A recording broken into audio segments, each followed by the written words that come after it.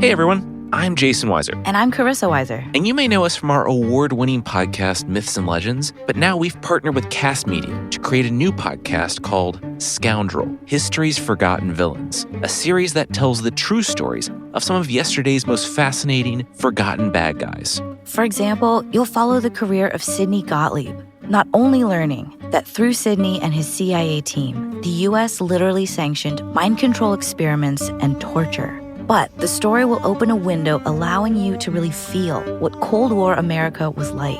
Each episode will feature a new villain and a new time period you may not have heard about, but really should. So if you like crime, evildoers, and the darker parts of history, join us on Cast Media's new podcast, Scoundrel, History's Forgotten Villains, every week, wherever you get your podcasts. This podcast is intended for mature audiences. Listener discretion is advised.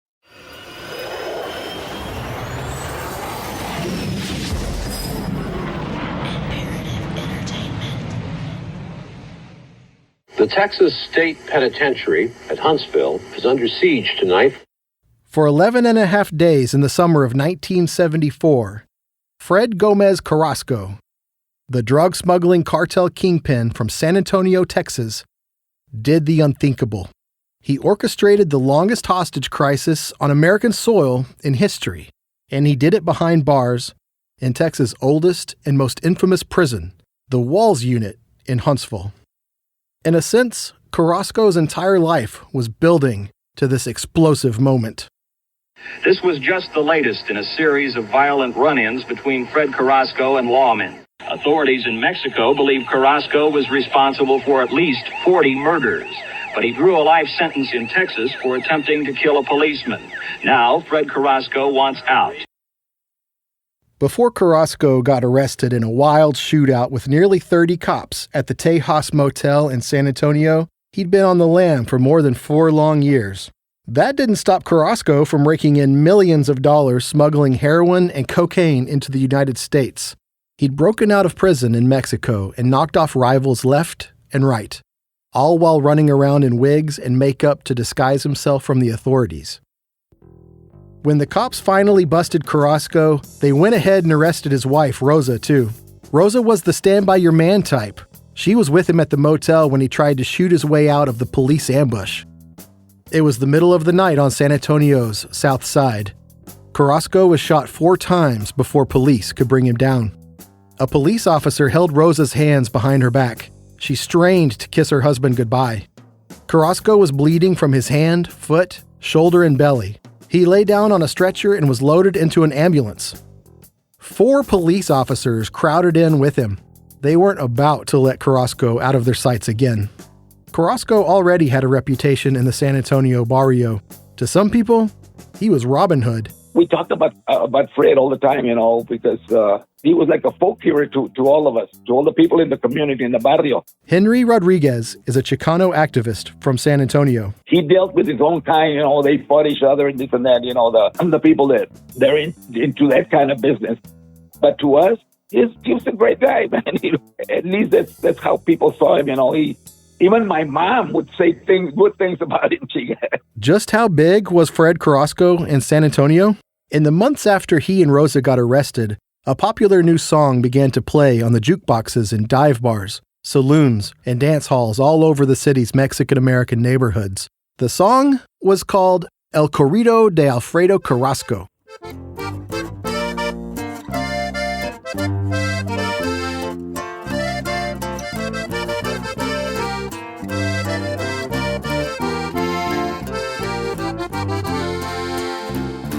Año del 73, el día 20 de julio, agarraron prisionero a Carrasco en San Antonio.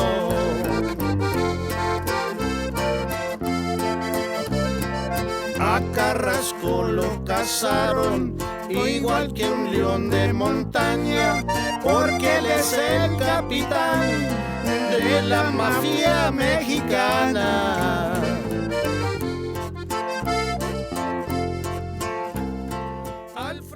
I have no idea why the songwriter, Daniel Garces, called him Alfredo Carrasco instead of Fred, or his actual first name, Federico. The Corrido, or ballad, gets the other details right. It describes how police hunted Carrasco down like a mountain lion. It calls him El Capitan of the Mexican Mafia and mentions how it took 4 bullet wounds to finally bring him to justice. But the song doesn't really glorify Carrasco or his crimes. It doesn't sensationalize things. It simply recounts his story, almost like a TV news report set to a catchy rhythm.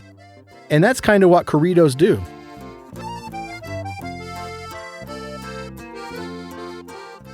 I have always thought of a corrido as a newspaper. That's Rodolfo Gutierrez, Rudy to his friends. He's the co-owner of San Antonio Music Publishers, one of America's largest independent catalogs of Latino and Tejano music.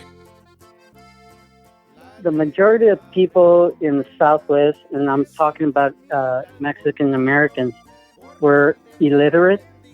So for the most part, the way they got their news was basically gossip.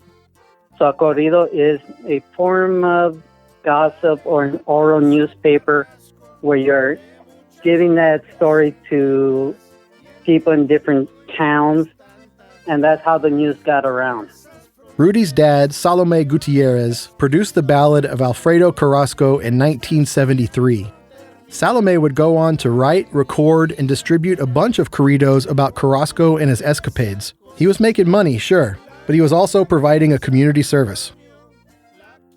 People in my father's generation, and even in my generation, there's a lot of groups that only speak Spanish. So the news is very limited. Back in Carrasco's time in the 1970s, something happened, it would be carried on the English-speaking station, but may not appear in the Spanish-language station. For the most part, like the ballad of Fred Gómez Carrasco, and that's basically what they call it in English, ballad. What you're recounting is the events as you heard it or you observed it yourself. So in the case of Fred Gómez Carrasco, is what we heard in the news. And as soon as it came out on radio, they would sit down and put those events to music.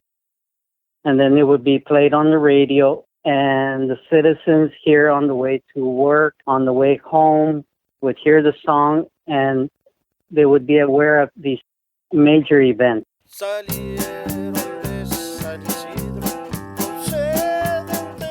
These days, it's not uncommon to hear Mexican ballads about drug smuggling and related violence. Sometimes the biggest cartel bosses even commission their own songs. Fred Gómez Carrasco was the first major, Hispanic drug lord that we knew about. This was the beginning of what you would call the Narco corrido in South Texas. It wouldn't be the last. Anyway, back to Carrasco. He was hurt bad in the shootout with the cops, but he only spent 1 night in the hospital. Word got out that Carrasco's men were going to break him loose, so he was almost immediately transferred to the medical wing of the county jail. Here's another crazy twist. Carrasco basically took over the jail. He had his own phone line so he could keep running his drug business from the comfort of his bed. He was also allowed to have his own food. Carrasco always had a taste for the finer things. While the other guys were chowing on beans and enchiladas, Fred Carrasco nibbled on sardines. He kept a private stash of sirloin steaks in the jail fridge, too. When Rosa got out of jail, she was allowed back in, late at night, to visit her husband while the others were sleeping. Just to be clear, we're talking about the jail in San Antonio right now, not the prison in Huntsville. All that came later. The newspapers got hold of the story. They called Carrasco a jailhouse king, like a Middle Eastern potentate. When Thanksgiving rolled around, and this is hard to believe, but Carrasco even celebrated the holiday with a turkey dinner for himself, his family, and a couple of his lawyers in the jail conference room. Supposedly they were served by none other than jailhouse staff. Here's what the chief jailer, Oscar Warnke, had to say. "That guy isn't supposed to run the jail," he told the San Antonio Express newspaper. "He's supposed to be treated just like everybody else, but I've simply lost control of him." Carrasco was about to go to trial. He faced a bunch of charges. That's when he did something really drastic. His lawyers told him not to, but Carrasco always went his own way. "I will plead guilty to everything if you will let Rosa go." From Imperative Entertainment, I'm Wes Ferguson. This is Standoff. That old white-haired judge Dallas didn't pay my story no mind, taking me down to Huntsville, I'm bringing in a load of time. They caught me on a caper that I planned for days and proved everything I'd done. I'm on my way to Huntsville, but I'm looking for a chance to run.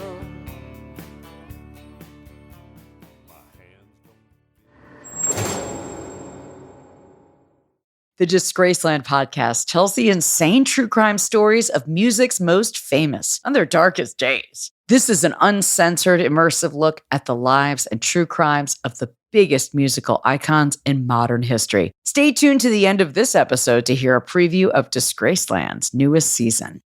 How many free trial subscriptions end up costing you hundreds, if not thousands of dollars, long after forgetting to cancel? Fight back against scammy subscriptions with Truebill. Truebill is the new app that helps you identify and stop paying for subscriptions you don't need, want, or simply forgot about. On average, people save up to $720 per year with Truebill. Because companies make subscriptions so hard to cancel, Truebill makes it incredibly simple. Just link your accounts, and Truebill will cancel your unwanted subscriptions in one tap. And your Truebill concierge is there when you need them to cancel any unwanted subscriptions so you don't have to. Truebill has over 2 million users and helped save them over $100 million. Like Jennifer B., who says, "With your help, our family has saved $587 per year on unnecessary subscriptions. I really didn't understand how Truebill could help me until we decided to save for a very large home purchase." So don't fall for subscription scams. Start canceling today at Truebill.com/truecrime. Go right now. Truebill.com/truecrime. It could save you thousands a year. Truebill.com/truecrime. This is Chapter 3, The Mastermind. Long before he became a drug kingpin, Fred Gómez Carrasco had spent a good chunk of his 20s in prison for selling heroin to an undercover agent. Now he was 33 years old, and he swore he was never going back, that he'd die before he lost his freedom again. But Carrasco's wife, Rosa, had been charged with a serious offense: assault to murder the police. That night, when the cops surprised Fred and Rosa during the ambush at the El Tejas Motel, police heard Rosa screaming for her husband to fire away. Kill them! Carrasco absolutely could not stand the thought of his wife Rosa behind bars. That gave prosecutors an advantage. The officials would try to use Rosa to get to Carrasco, because there was no other way to get to Carrasco. That's Greg Barrios, a respected poet, playwright, and journalist who's been reporting on the story of Fred and Rosa Carrasco since the 1970s. After the Tejas Motel incident, they charged her with resisting arrest and part and parcel of the shootout, which they were going to send him to prison because he shot back at the police officer. And so they said, we're charging Rosa accessory to all of this, because she was in the motel. The most interesting part of this is that the next day in the San Antonio Express, the morning edition, there's a picture of Rosa kissing Fred, and they're both bleeding, and it's like a picture out of Police Gazette, and you see the bond there, even in a moment of perhaps near death, if you will. And I think that they knew, and we could sense that bond between them. And it was, I think, very important that they knew that as well. And so they said, we're charging her as well. If the drug boss copped to the charges and accepted a life sentence, could the mother of his children, his little Rosie, walk free? Carrasco's lawyers tried to talk him out of taking a plea deal. They didn't think the charges against Rosa would stick. But Carrasco was adamant. The prosecutors had spent months building their case against Carrasco. Now they had him right where they wanted. A plea deal would do just fine. Surprisingly, he made a deal with him before the court began. He said, I will plead guilty to everything if you will let Rosa go. And they agreed to that. And he was sentenced. Staring down life in prison, Carrasco was transferred to the oldest penal institution in Texas, the Walls Unit in Huntsville, a sleepy little town in the piney woods about 70 miles up the road from Houston. The Walls is the prison's nickname. It's actually just called the Huntsville Unit, but it's surrounded by 30-foot-tall red brick walls, so imposing, no one in their right mind would think about escaping.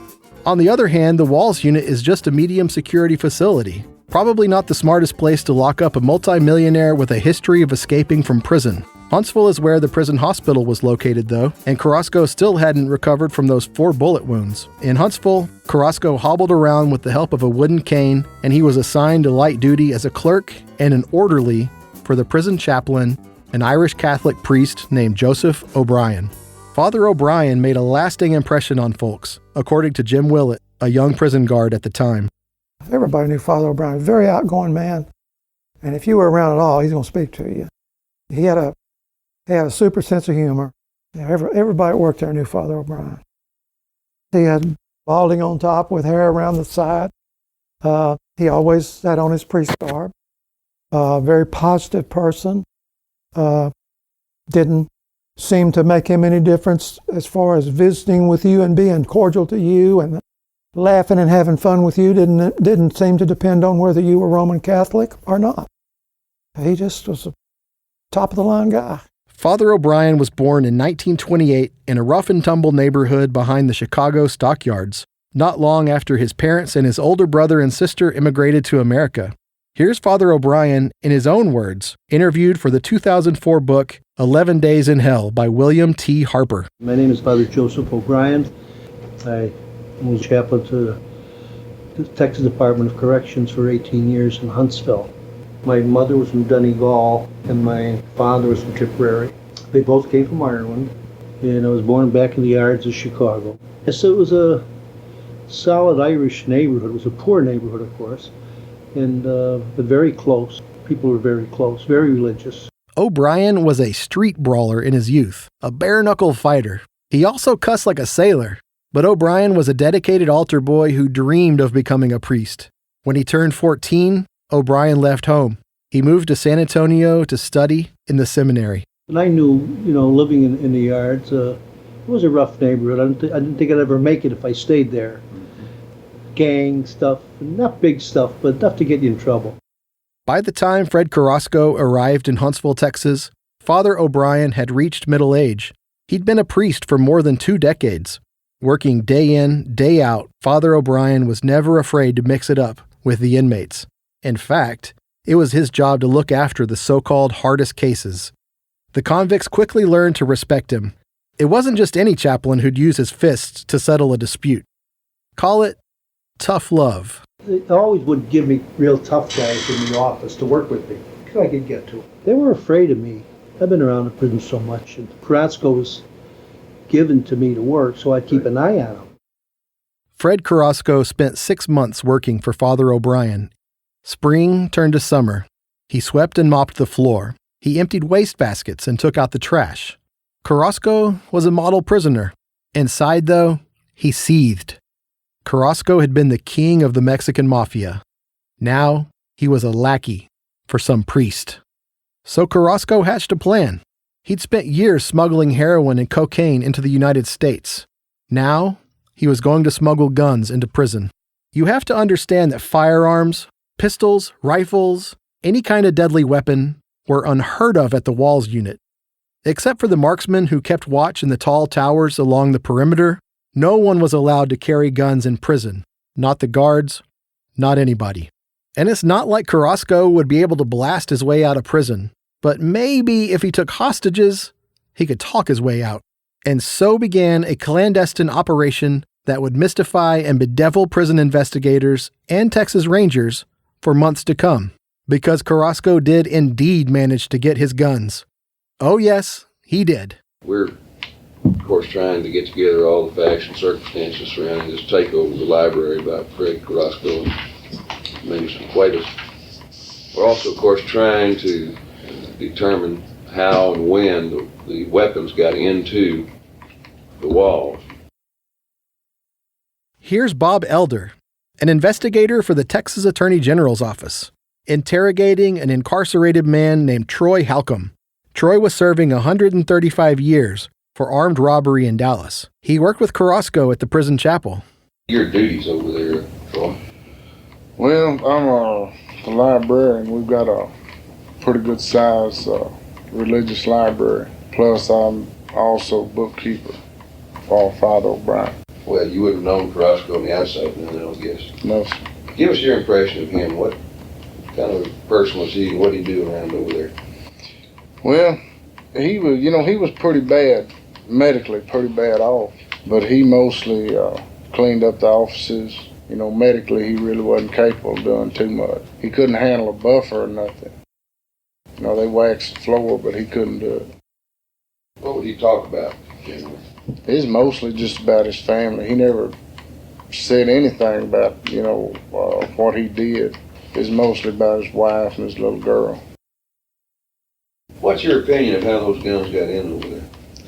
They probably came in through the mail. The mail. Of course. I think they came in on truck mail. Express or something like that. I went to work in the building 5 years ago and made the statement to an inmate there that it seems to me that that's an awful lax way for parcels to come into a penitentiary. It just seemed like to me that there was no precaution taken at all, That's Bill Blanton. He was also an inmate who knew Carrasco in Huntsville. Yeah, I didn't think there was a mean bone in his body. Just the way he conducted himself in the building.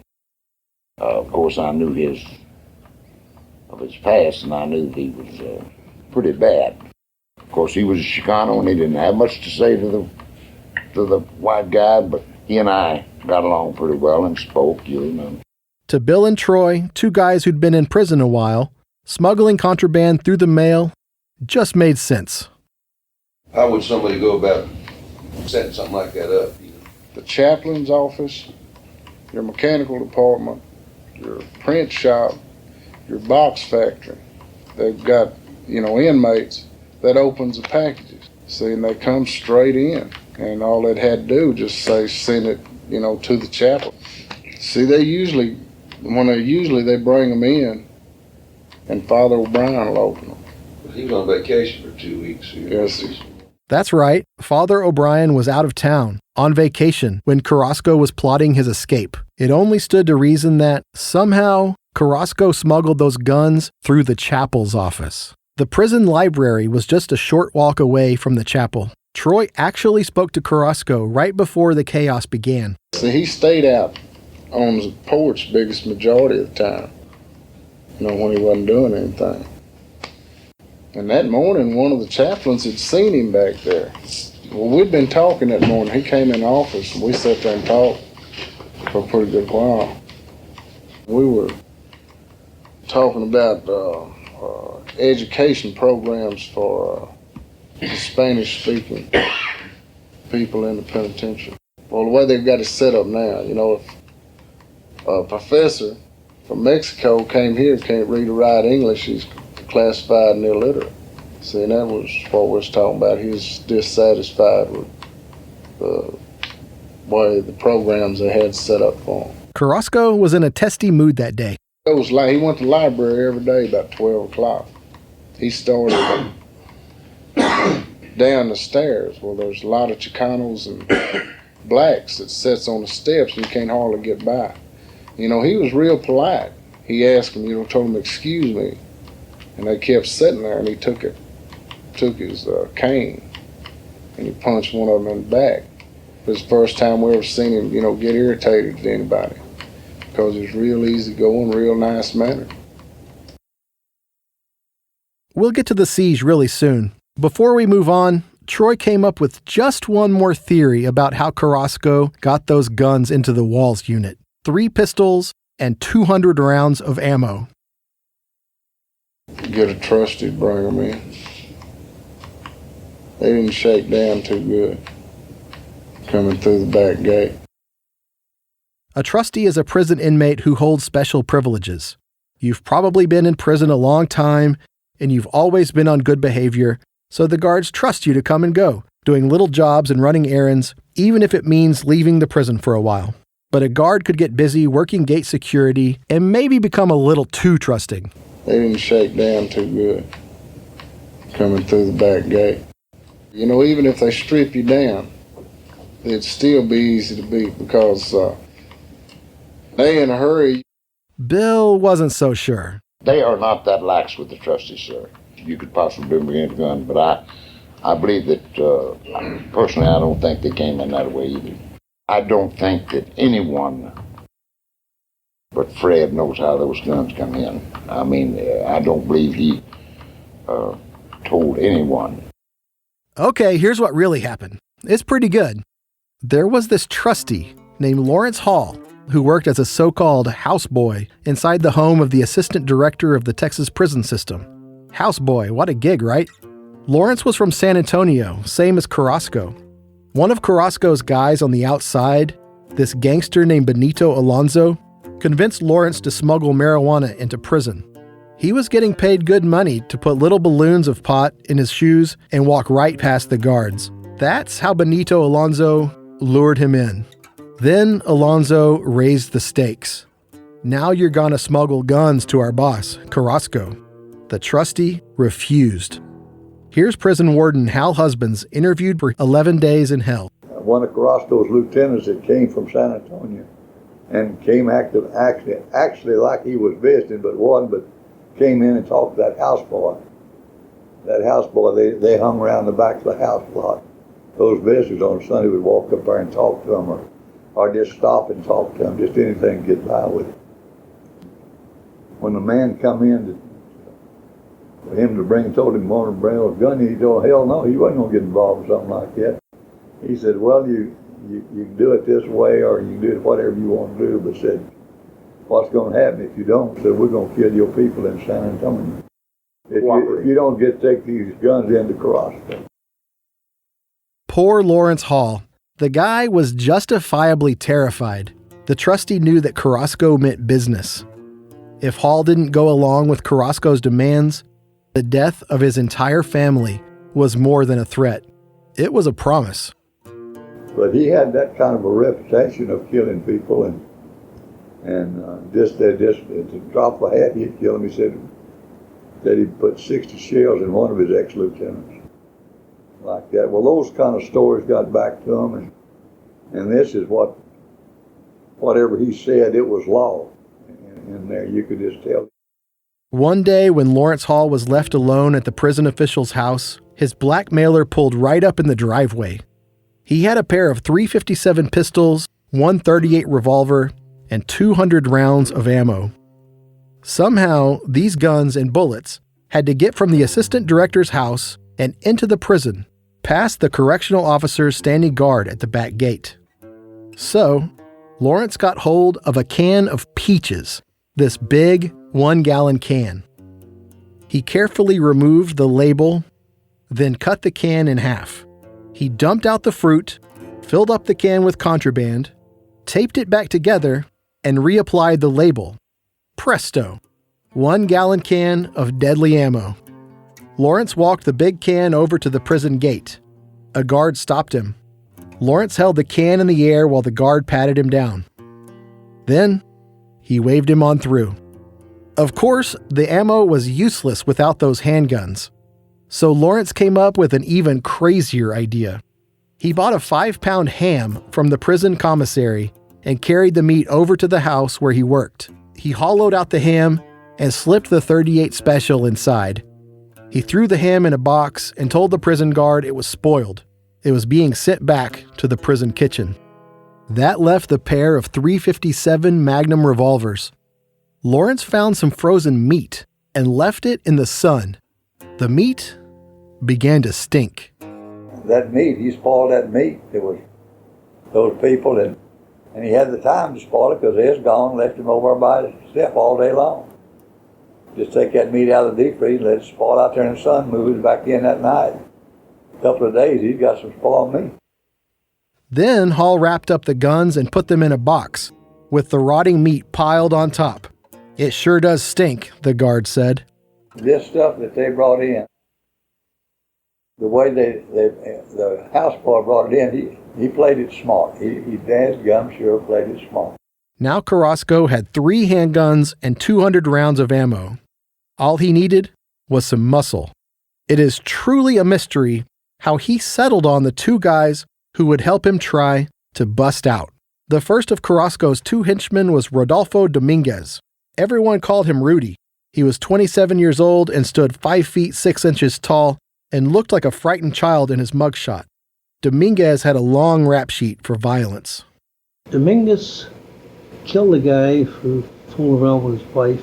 A very, very bitter man. That's Father Joseph O'Brien, the prison chaplain. He always snarled, he always snarled. He hated me with a vengeance. Oh, and Dominguez was dying from hepatitis C. He had nothing to lose. The second conspirator chosen by Carrasco was this little guy named Ignacio Cuevas. Cuevas was older than the others. His 43rd birthday was right around the corner, but people who knew Cuevas often said he had the mind of a child.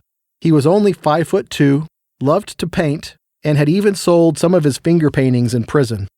A West Texan from the small desert town of Pecos, Ignacio Cuevas had 9 kids. He was doing 45 years for shooting another man in the back of the head during a barroom brawl. Whatever the redeeming qualities of Ignacio Cuevas and Rudy Dominguez, they didn't exactly impress the people who knew them best. But hey, they were ready and willing, and that's what Carrasco needed. I think that Fred could have picked 2 better guys than Dominguez and Cuevas. Dominguez was a wild, he's probably a gun-happy guy. But Cuevas, I wouldn't have thought he would have done anything, just looked at him, and he didn't really. I mean, it turned out that. But had there been any talk, I'm sure that he could have found a couple of guys more suited for that particular kind of thing than he picked. There was just one problem, a big problem. The FBI got wind of Carrasco's scheme. Through one of their informants, federal agents in San Antonio learned that Carrasco was plotting his escape. The FBI went so far as to tip off the director of the Texas Department of Criminal Justice. The director's name was Jim Estelle. Estelle pulled Carrasco into his office. He asked him, point blank, if the rumor from the FBI was true.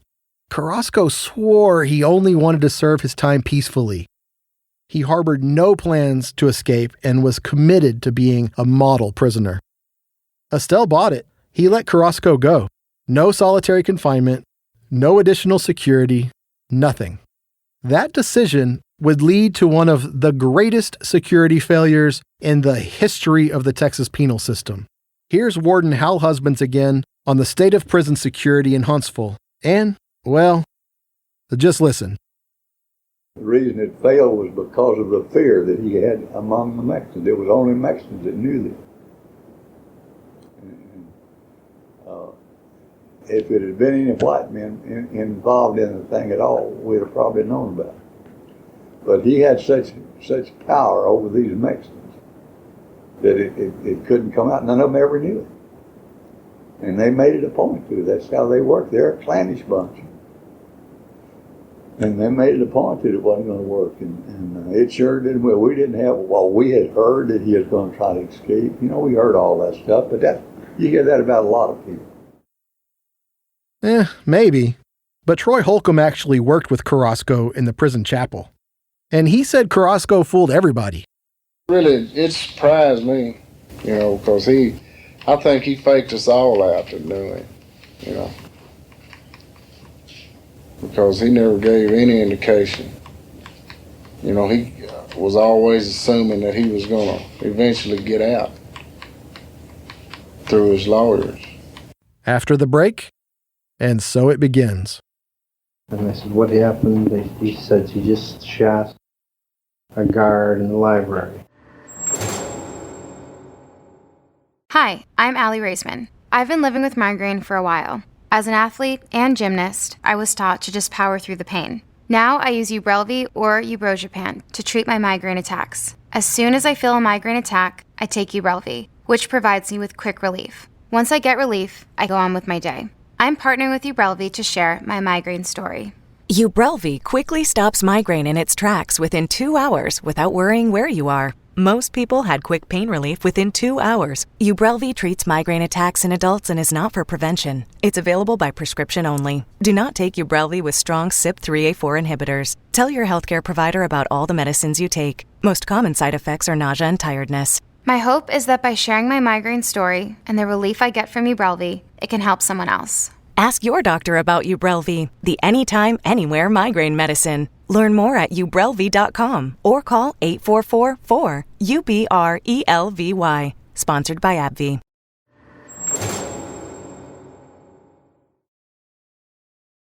For days leading up to July 24th, 1974, when the Huntsville prison siege began, the three conspirators, Rudy Dominguez, Ignacio Cuevas, and Fred Gómez Carrasco, paid several visits to the prison library. They pretended to sit around and read newspapers. Really, they were casing the joint. The library was the perfect setting to stage an insurrection. A fortress of brick, no windows and just one door, one way in, one way out, and plenty of defenseless civilians to take hostage. The prison bell sounded at 1 p.m. And saw someone standing in the library with a pistol in his hand pointed straight up at the ceiling. And then I became aware of something had occurred, and almost simultaneously, 3 shots rang out. That's Dr. Glennon Johnson, the Director of Education and Recreation at the prison. You might remember him from the first episode. And almost simultaneously, 3 shots rang out. Carrasco took aim through the glass front doors and shot at 2 guards who were running up the ramp that led to the library. He got one of the guards in the foot and barely missed the other. Then Carrasco and his men rounded up their hostages, nearly a dozen civilians and about 70 prisoners. Only moments before, the incarcerated men had been innocently taking classes, reading, or doing research in the law library. With Dominguez's help, Carrasco chained the glass door. Then, he barricaded it with a heavy filing cabinet. Carrasco proceeded to get on the phone. The phone rang it several times, and he'd ask somebody to answer it, and most of the time he'd ask Miss Pollard to answer it. Mrs. Pollard was Novella Pollard, the assistant principal of the prison school. We heard from her in the first episode, too. And I heard someone say, "Don't move or I'll shoot you." So then I broke and ran to the library's office. And so then Mr. Robinson came to the window of the librarian's office. And he says, "You have to come out. He knows you're in here, and you have to come out."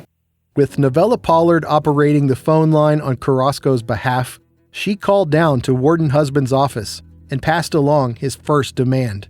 Carrasco wanted an old friend, a soft-spoken guy named David Robles, sent up to the library. Robles was in the prison hospital at the time, recovering from surgery. Yeah, we were pretty close, I would say. Back in the 60s, Robles and Carrasco hit it off when both were incarcerated in federal prison.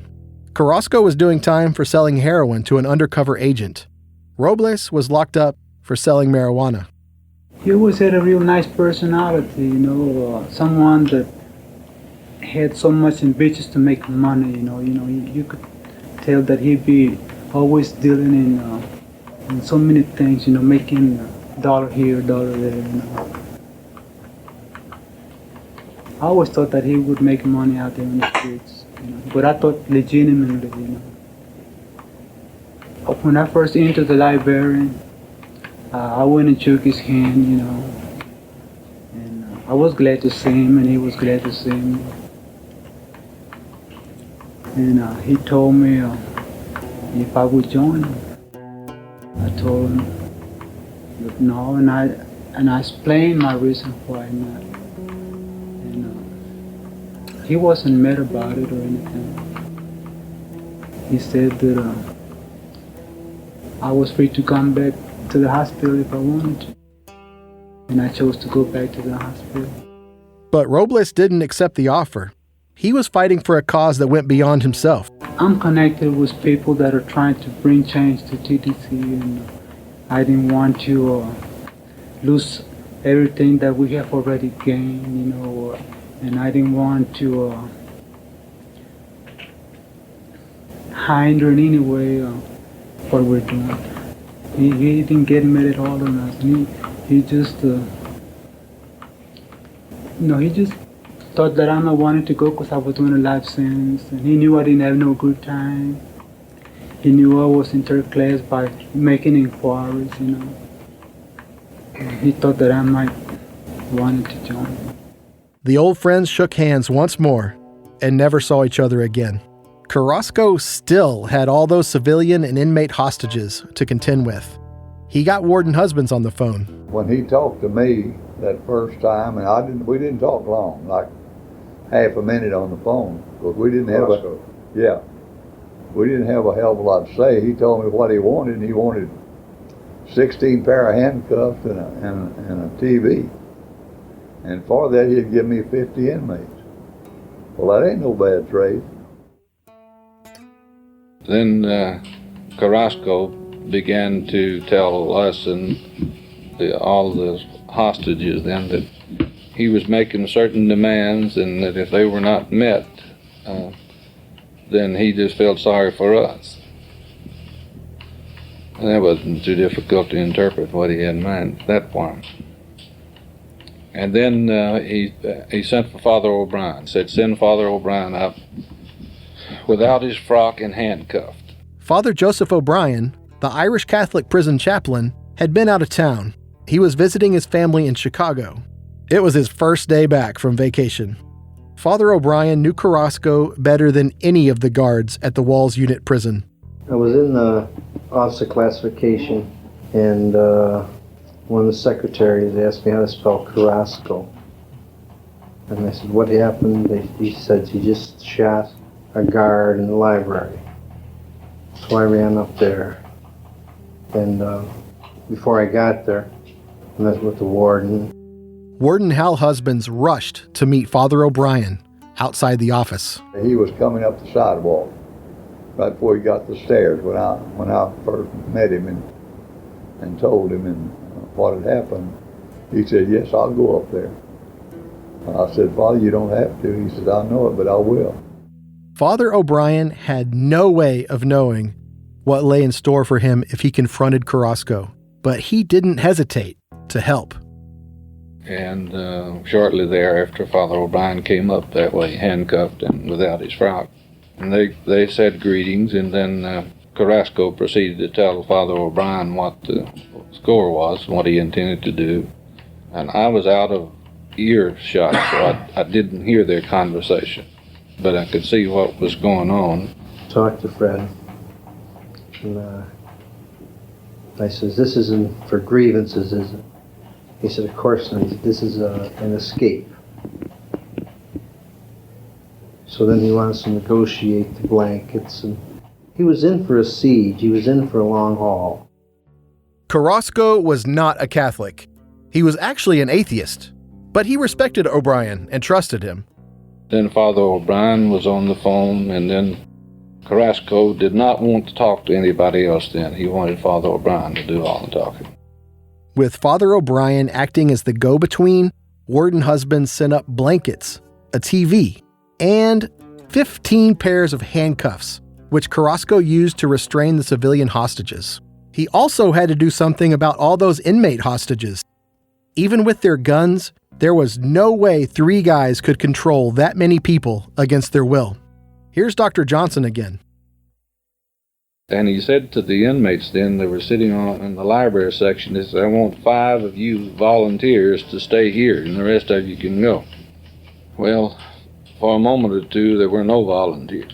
And then some hands went up. And then he says, well, we'll let the rest of the inmates go then, but you can go 5 at a time. He says, we have no beef with you all. It's between us and the law. This is Carrasco talking at this time. And he proceeded to do that, to let those inmates out 5 at a time. One of the prisoners who raised his hand to stay was Steve Robertson. He's the guy who knew Carrasco from before the siege. Robertson happened to be sitting in the law library that day because he wanted to file a formal complaint for being kept in solitary confinement. I'm involved with prison reform, and they got me classified as an instigator, agitator, I don't know. What was your purpose in volunteering? I don't know. It's really hard to say. I guess more out of curiosity than anything else. I never been a part of nothing like that, and I knew, something was going to happen. I guess just curiosity more than anything. I asked him if I could stay. He said he wanted people he could trust up there, and he really didn't know me that well to trust me, but he told me to go ahead and stay. If the other hostages were scared, Robertson was enjoying himself. Carrasco seemed calm and collected, but his accomplice, Rudy Dominguez, was on edge. It was Dominguez's job to keep watch over the civilians. During this time then, Dominguez was sitting within 15 feet, I guess, of the 10 of us with his pistol. One of the ladies had asked Carrasco, would you please have you ask him to not point it at us then? He quit swinging it and he stuck it in the air, but he still had the hammer back on the orders of Carrasco.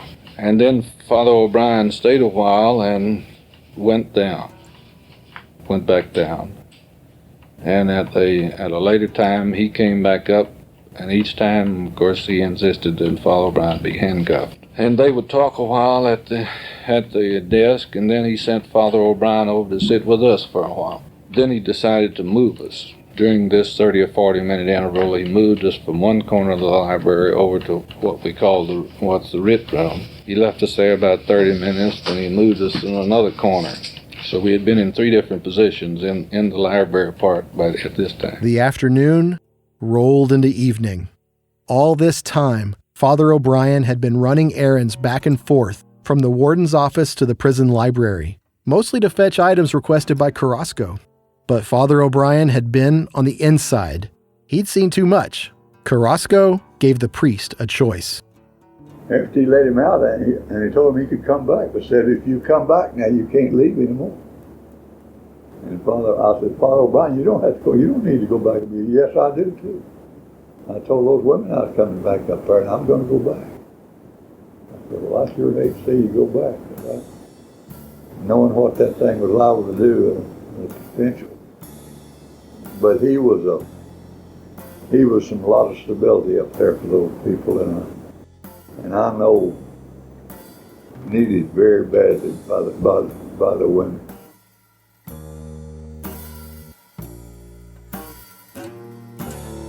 Father O'Brien had elected to stay. The balding, 46-year-old chaplain took his place among the hostages. It would nearly cost him his life. Father Joseph O'Brien, who became a voluntary hostage, was shot through the back. Father O'Brien rolled off shouting, "He's alive, he's alive." As he rolled off, 2 shots were fired in rapid succession. Standoff is a production of Imperative Entertainment. It was written and created by me, Wes Ferguson. Executive producer and story editor is Jason Hoke. Audio editing and sound engineering by Shane Freeman and Jason Hoke. Original score for Standoff by Max Baca, with additional music from Flaco Jimenez on accordion. Music engineering by Tony Gonzalez. Our main theme, Huntsville, is performed by Ray Benson and was originally released on the Merle Haggard and the Strangers 1971 album, Someday We'll Look Back. Cover art and design by Gina Sullivan. Carrasco audio tapes from the Texas Department of Corrections, courtesy of the Texas State Library and Archives Commission. Special thanks to the staff of the Texas Prison Museum for their generous help with research materials. The Corridos, La Muerte de Fred Gómez Carrasco, El Nuevo Corrido de Fred Gómez Carrasco, El Corrido de Rosa Carrasco, and El Corrido de Alfredo Carrasco are published by San Antonio Music Publishers Incorporated and are courtesy of DLB Records. Special thanks to Eastside Music Studios in Austin, Texas. Have questions? Contact us at podcasts@imperativeentertainment.com. If you love the show, tell your friends, and don't forget to leave us a review. Thanks for listening.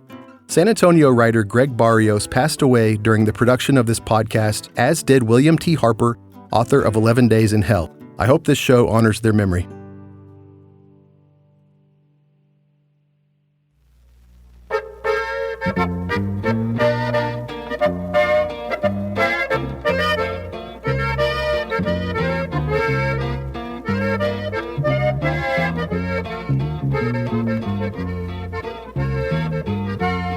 Año del 73, el día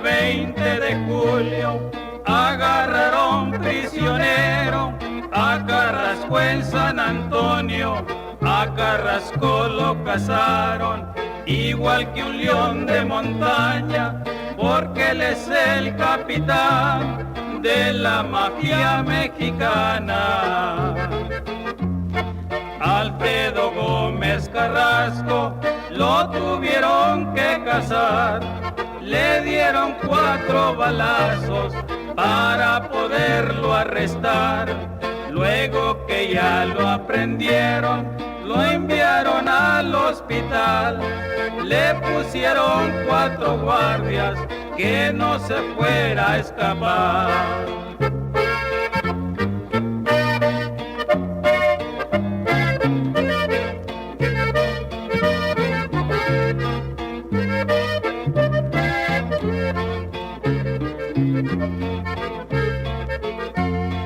De la prisión se escapó de mero Guadalajara, y desde entonces la ley lo buscaba y lo buscaba. La ley daba recompensa de 5,000 al contado, por tal de que alguien dijera en dónde estaba Carrasco. La ley acusa a Carrasco de muchas muertes en Texas y en México de otras tantas. Allí por esas fronteras ya me despido cantando, y esta historia no termina. La ley vigila a Carrasco como cabeza cocida. La ley aquí en San Antonio la quiero felicitar. Pusieron su inteligencia para poderlo agarrar.